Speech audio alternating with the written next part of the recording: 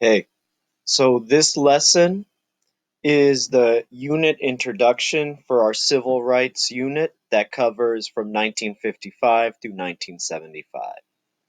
The lesson objective is to define three strategies used by civil rights movements between 1955 and 1975.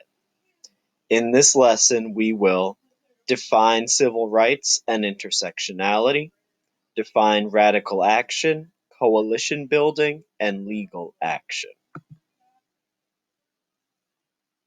The first word we will define is civil rights movement.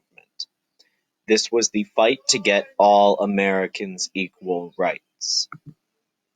We also need to define an idea called intersectionality.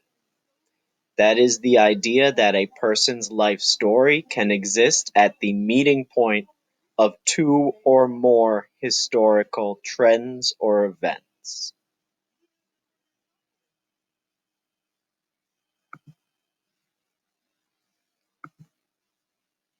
So, during the Cold War, which lasted from 1945 to 1991, Americans were asked to fight for democracy and freedom overseas.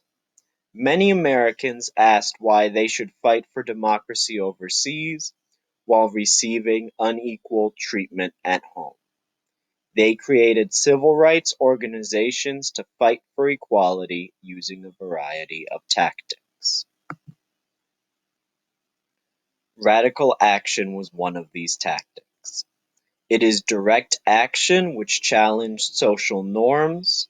It included taking over buildings, carrying guns, and feeding the poor. It often involved illegal acts. This picture shows a group of American Indian activists taking over a government building in D.C. to protest the treaties that the U.S. government broke with their tribes. Another approach was coalition building. Coalition building means convincing others to join or support your cause through marches, speeches, and boycotts. This picture on the right shows the Reverend Dr. Martin Luther King talking to other people to convince them to support his cause. Dr. King was very famous for using coalition building. A third approach was legal action, suing the government to change unfair laws. This picture shows the lawyers, including future Supreme Court Justice Thurgood Marshall, who won a court case called Brown versus the Board of Education, which made it illegal to force black and white children to go to separate schools.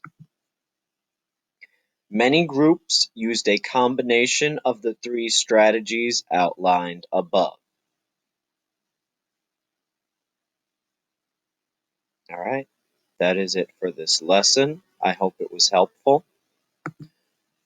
All of the images used for this lesson were sourced from Google Images.